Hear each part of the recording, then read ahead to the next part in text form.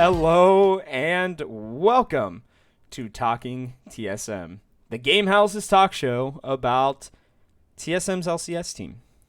I am Robert Haynes, your host, your guide to all things TSM LCS.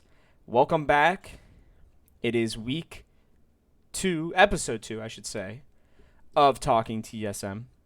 Last week we discussed Bjergsen and his, legacy with the team.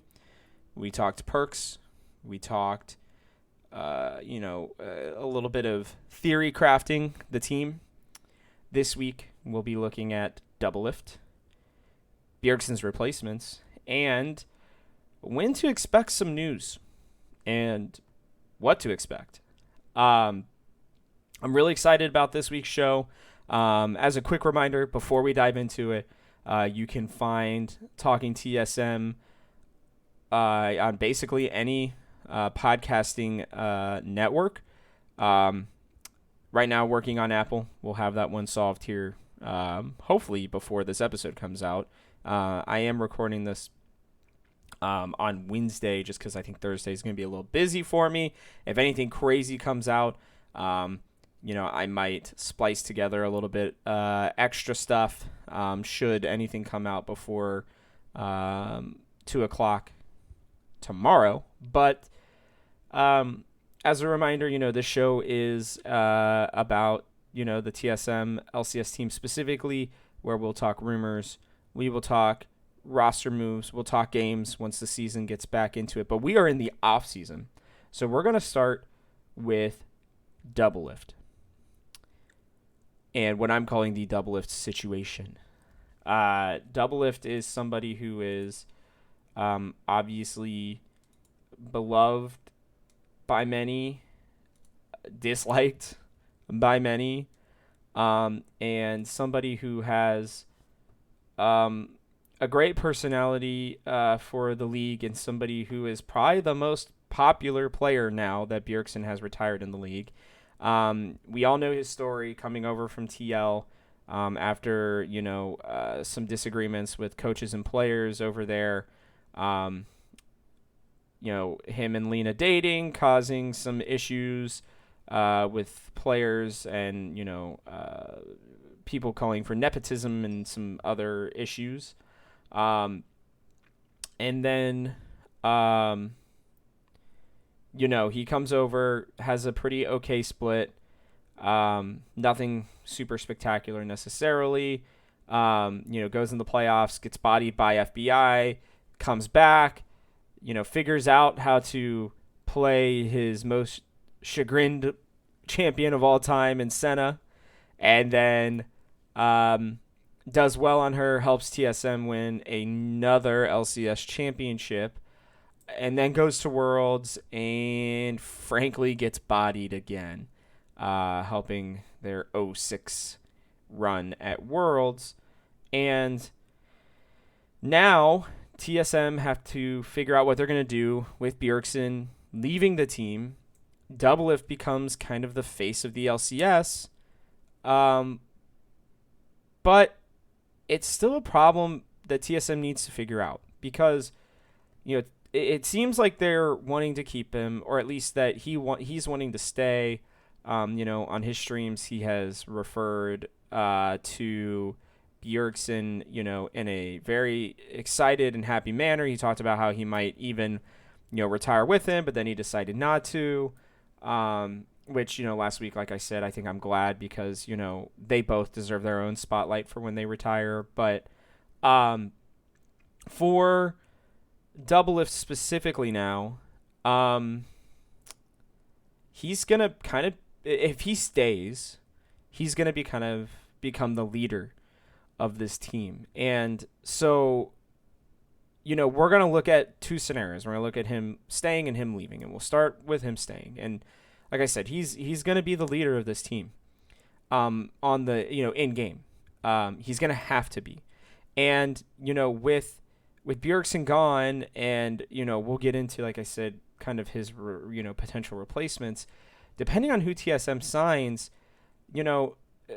it's gonna be interesting to see what happens with Doublelift, because I think that very specifically, whatever happens with the mid lane situation for TSM is going to directly affect their decision with Doublelift. Um, in the scenario of him staying, I think that they get somebody who is either willing to play second fiddle to Doublelift, or somebody who is um, young and needs that veterancy to help them kind of learn and understand the game and take some of the pressure off of them. If either of those situations happen for TSM, I think keeping Doublelift at least for another year is actually a pretty good decision. I know everybody talks about not TSM, the LCS specifically, keeping too many old players and not being willing to um, invest into NA or young talent in general. And so, I'm sure everybody would love to see with Bjergsen leaving TSM be that team that can totally 100% go young and just build the next dynasty, right? One that would last for theoretically a couple years at least. I think by keeping Doublelift, they can still accomplish that. TSM has never really been a team that shies away from young players in terms of using them to start. Obviously, there are issues with TSM giving up on players too early sometimes. Sometimes they're right. I mean, look at Greg, potentially Acadian, right? Like that whole situation just really did not play itself out very well. And so, it's not like they've been always willing to spend big to bring in the next big name, right? They did this with Sven and Mithy. I think that was their biggest one that they've done probably ever.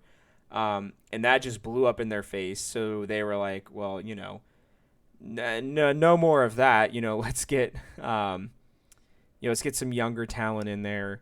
Let's try to, bring over somebody like Kabe, who was still young, who, I think could have been a really nice building block for them, but obviously did not, I think, fit as well with the team and clearly wanted to go home. But I digress. When looking at the Doublelift situation, I think that you can very easily see him sticking around and kind of taking on that mentor role. One of my favorite movies is the movie Moneyball. For a multitude of reasons. I believe that, you can learn a lot, even if you don't like baseball, about team building and about, different mentalities of trying to win, maybe when you're not going to be, the Yankees or TL in this situation, and spend all the big money. Now, this is not to say that TSM is anything like the Oakland Athletics in terms of money available to them. The Oakland Athletics would probably be more comparable to Immortals. But the idea of Moneyball still exists. And something that they do is with a player named David Justice, who had been very, very good for a number of years on really big teams. And there's a point where Brad Pitt's character, Billy Bean, the general manager of the team, goes to David Justice. He sees that he has not been performing and that he's not really talking with any of the players. And he tells him, David, and I'm paraphrasing this, we brought you in here to get the last bit of talent that you have, right? You're not going to be around for much longer. You and I both know this. So let's cut the crap. And we need you to help teach these young guys how to be pros and how to get better at the game. And for me, I see Doublelift, if they decide to keep him, which it seems to be trending that way, I see Doublelift needing to have that conversation with Bjergsen and Parth and potentially Reggie. It's not going to be one that he's going to like, especially someone with his ego. But I think they just tell him, listen, either for a spring split or for this whole year, we're going to go young, and we need you to be that beacon, that guiding light. You work with Bjergsen really well. I still think they might sign Biofrost as a coach, but whatever. You work with our staff well. We love you here. We want you to be a TSMer for the rest of your career at this point, but we all know that your playing career is likely over in the next couple years, if not potentially at the end of this year, if you're already considering retiring anyways, right? So we want to squeeze the last bit of talent that we can out of you, Doublelift, and we need you to lead these young players and show them what it means to be a pro, how to be a superstar, like you have been your entire career. And I think if they can do that with him, I say keep him. I say keep him and let him work with their pain, through the growing pains. Now, he is not somebody who is probably going to take to that role very easily early on, unless if they can give him some motivation to do so. It's going to be a tough conversation. I don't know if they do it, but should he stay, that's the role that I would personally like to see him have, because I do think that TSM is going to go young. Now, there is the situation where TSM signs somebody like Perks or Chovy, and they tell Doublelift, hey, you're going to have to play second fiddle. Weirdly enough, while I would love to have Perks or Chovy, I actually think that this is a worse situation for TSM. I think that while Doublelift might be willing to do it and play second fiddle again, I just don't think they're going to get what they need out of him, and I don't know that it's going to be something that can go on long term. I could be wrong. Perks and Chovy, I believe, are still pretty young. I remember checking this. I believe Perks is still only 20. He's 22, just turned 22. And then, if they were to bring somebody over like Chovy, which I still don't know if they can, he's still only 19. God, okay. Well, if they bring over Chovy, maybe that's a little different. But the point still remains that having him play second fiddle, doesn't feed his ego enough. And I worry that we'll get a similar performance as to what we saw during the summer of this year, where he is uninspired and unwilling to do what is necessary to, to take them to the next level. And then we see another repeat performance. Potentially, I mean, he's still going to be great in NA. And I think that TSM then make Worlds still even with him, and probably just, we just don't see what we need to out of him. Now, in the situation that they let him go, it seems unlikely, honestly. Weirdly enough, I do think that the situation of Doublelift not being on TSM is actually a lot less likely than him staying. But if they were to let him go, I think it would be because they found or they like somebody who is a lot younger than him, who they can see staying on the team for an indefinite period of time, being their next pickup. Obviously, whoever this would be, especially if it was somebody young, which I would hope and pray that there's no chance that they try to sign some 24 or 25-year-old 80 carry to replace Doublelift. Sorry, but I just no thank you. I would hope that it would be some 18, 19, 20, 21-year-old who is a stud who can be here for the next 3 to 5 years. You could look at Lost, with the OPL basically becoming a part of the LCS now. I don't see that happening. I don't know that maybe they think that he could be the next FBI given the chance. I just don't. I mean, he looked pretty good with Echo Fox when he had his time with them. I just don't know, that they're going to want to invest in him right now, but I could be wrong. I'd be happy to be wrong on that. Again, he doesn't take an import slot, so if they were to go young, it seems like he might be their choice just because, again, no import slot. I would love to see them potentially trade for somebody like Tomo, who's been on C9 Academy. I loved him at Scouting Grounds, and I think that he is somebody who's young and who could be a really nice player for TSM. He's kind of got a swagger about him, so I would love to see that. But I'll probably go deeper into potential Doublelift replacements in another podcast or on another piece. But again, it just seems so unlikely that that they don't bring Doublelift back just because I think they want to have some continuity with the team. I think they still want to have one of the most popular players, and I don't think that he is at a point yet to where his value as a player is so diminishing that he's not worth keeping on the roster. That said, they need to build around him and Spica with a young team that can work well together. And I think that this is where we start looking at Bjergsen's replacements. I know we're about halfway through the show. The Doublelift part, I think, needed to be discussed a lot. We'll probably spend basically the last half of the show talking about replacements for the Doublelift. We'll spend a minute or two talking about when to expect news. So, with Bjergsen, we all know he's gone. I'm doing 2 series on, or a series, I should say, consisting of 2 pieces on options in the mid lane for Bjergsen and for TSM. And this week I did NA and EU. More than likely it'll be next week before I release the LPL and LCK options. I might do it Friday. Be on the lookout.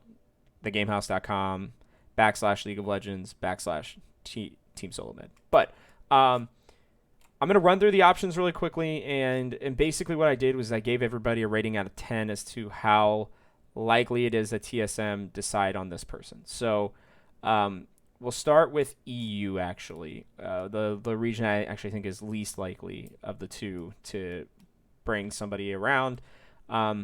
We had Perks, Shekolad, I think that's how you say it, Vethio,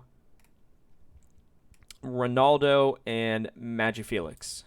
I'll start at the bottom here real quick. Magifelix is somebody who's available. He's still young. He's been competitively there with Fnatic for a long time. I doubt Fnatic want to bring him up during the middle of their world's title run, is what I'll call it. They're probably going to sign somebody like Perks or Caps, depending on who doesn't end up staying with G2, or they might try to grab some other better, truthfully, European mid laner, or hell, they could even potentially look at Chovy. I don't know. It wouldn't be unheard of. But I gave him a 3 out of 10. I said that's just really, really unlikely. Moving on to Ronaldo, with Misfits, they haven't really officially stated who their mid laner is going to be. Rumors have, that they're only keeping Razork in the jungle and Kabe at AD carry, so it seems like Febivin will be out of a job. Didn't put him on this list because I just don't think it's very likely. And looking back at Fnatic too, I just don't see TSM wanting to take on Nemesis either. I know that he's still pretty young, and that that he might have been getting the shaft in Fnatic, but it just doesn't seem like he is that guy for TSM. And for Ronaldo specifically, he's looked great. He's still pretty young. He's played 3 different positions. He's interesting, but 4 out of 10 for him. Now we start getting into the more interesting options. Vethio has been playing for LDLC. He did really well in EU Masters this summer. He's 18 years old. He has been playing with Yellow Star this entire EU Masters run, somebody who TSM members should be, familiar with. And so, I think if TSM wanted to talk to Vethio, or talk to at least Yellow Star and be like, hey, what do you think of this kid? He's 18. He's got a lot of talent. He can play a lot of different champions, and I think that he might be the French kid might be somebody who they are interested in. I think that if he doesn't get an LCS or an LEC spot this year, I think he definitely does next year, because I think he just goes out and performs like crazy during EU Masters spring and summer. Jekolad is somebody who else is interesting. AGO Rogue, I guess kind of the academy team for Rogue. has performed really well. They won EU Masters this summer. He looked outstanding. He comes from Poland, an area that has a lot of good talent. Yanko, Self-Made, Vander have all come from there. And I think that I don't obviously Rogue's not getting rid of Larson. And so I think that if a European team doesn't just go super hard at Jekyllad, I could be, by the way, butchering that name, but I think if they don't go hard at him, I think TSM should give him a real look. He's 20 years old. He's really solid. He's got some good experience, and winning EU Masters normally means that you got a lot of potential. So a little bit on the older side in terms of prospects, not in terms of being a player. Normally you'd want to, get, again, somebody 18 or 19, but, hey, 20, go for it. Top choice for EU, obviously, is going to be Perks. I'm only giving Perks a 7 out of 10 because I think TSM are going to go hard at Perks. I just don't think they're going to offer him the money that he is looking for to come over to this team. I think that Perks likely either stays with G2 and they get rid of Caps, which at that point there's a super low chance that Caps would be the one to come over to TSM. I think either one of them either ends up at Fnatic. Maybe Perks stays at G2. He's made it pretty clear that he doesn't want to play ADC, and apparently he will consider NA offers. Weirdly enough, I think the team that would sign him if he was actually available would be C9. Not that Niski's not a good player, but if you can upgrade to Perks, you're going to upgrade to Perks. So, again, 7 out of 10. He's my top choice for EU /LEC. I just don't. And he'd be somebody who could fill in. He could be somebody who could fill in for Bjerg. He'd hit every marker. He'd instantly become one of the most popular players, if not the most popular player in the LCS. He would make them an instant Worlds contender. He would even allow like a bunch of young kids around him. He's only 21 to really become an incredible team. If TSM's going to shell out and then just go for a bunch of young players, shell out for Perks. He's probably the one player that I can think of, maybe besides Chovy, that Doublelift would be super likely to be okay playing second fiddle to. He was okay with it with Bjergsen. I think he would be okay with it with Perks. But, again, that's it for the EU LCS, or LEC, excuse me. Now we're going to look at NA options, and these ones I think are a lot more likely.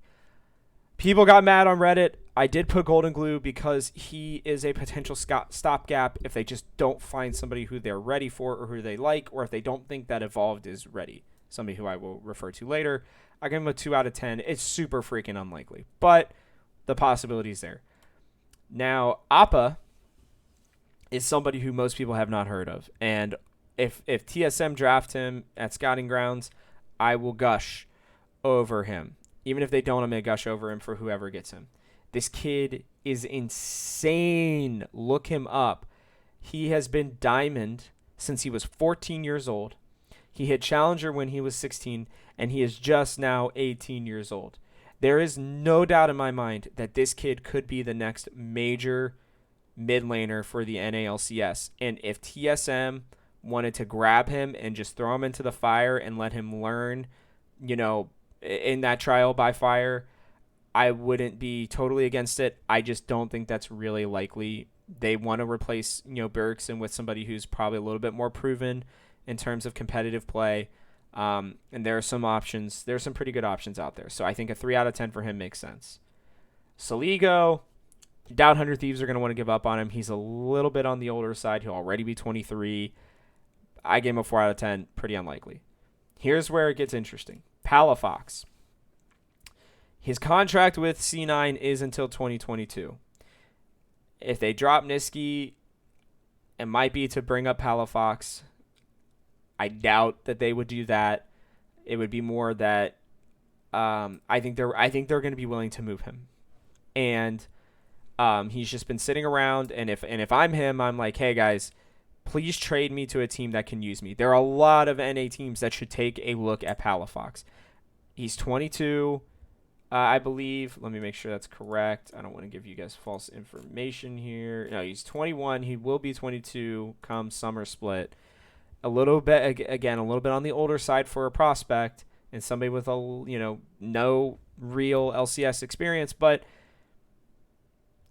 he's good. He's been really good in academy, and he deserves a chance. And if TSM are willing to pay Jack for him, I say go for it. I gave him a 6.5 out of 10. I don't think they're going to be willing to pay Jack when they could use some of that money for somebody else, specifically Perks. My last two options here, a Blaze Olive and Evolved. I have a Blaze Olive at a 7 out of 10. He's been in the organization. It seems like Golden Guardians, where he is already, have committed to Damonte. I could see them bringing a Blaze Olive up.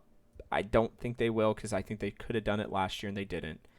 And he's already learned under Bjergsen for 2 years. I think if you bring him back, I think that, he's another person who has been really good, in the academy scene, and somebody who a lot of people have been like, please let us see him.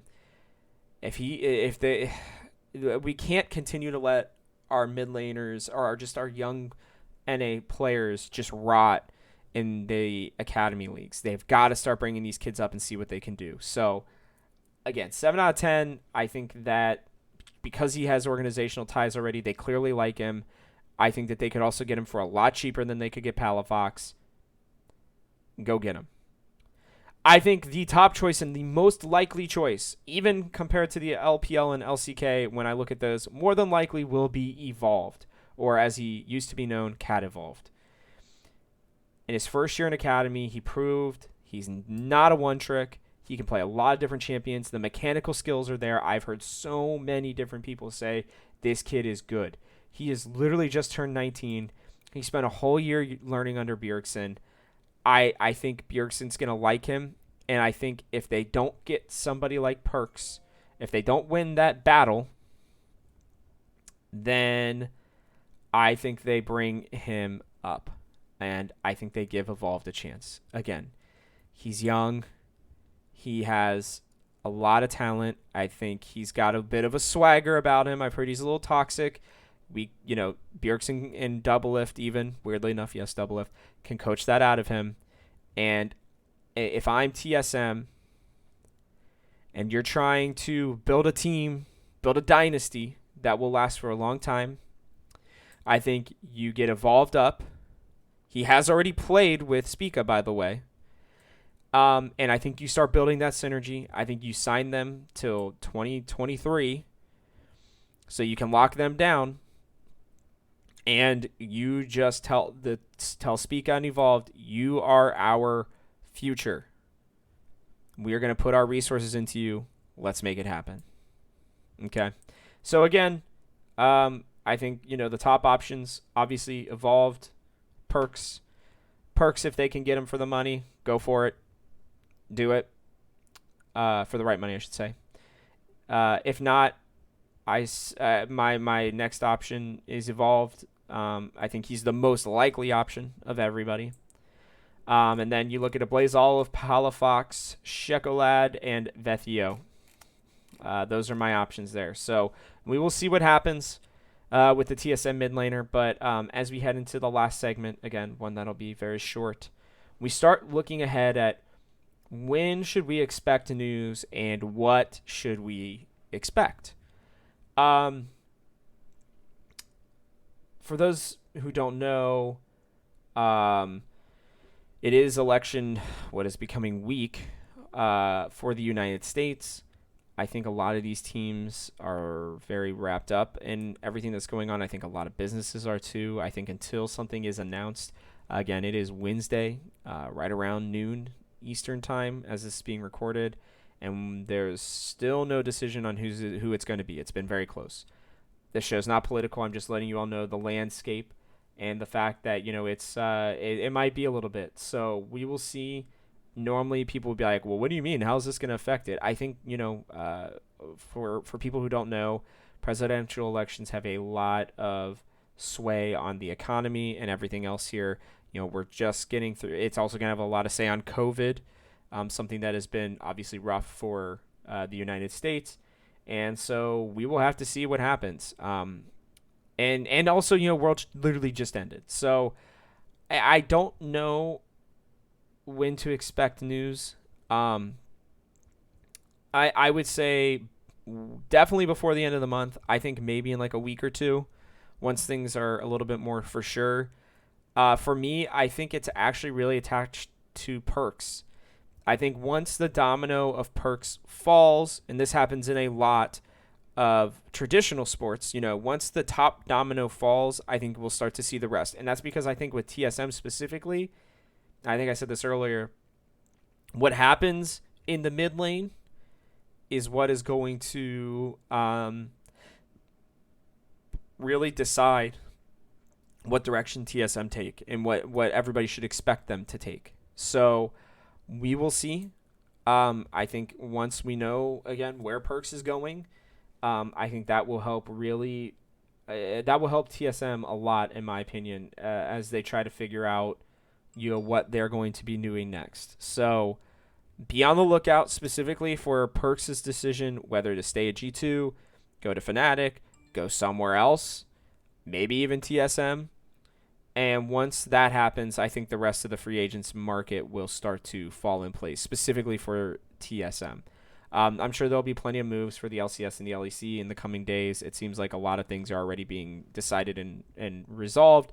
Europe specifically is obviously not going through a major election, so we'll see what happens there. But yeah, I think for TSM fans, be on the lookout for mid lane to fall first. Either that or they might announce that Doublelift is for sure staying for 2021 ahead of time, because maybe that will attract some people to come play with him.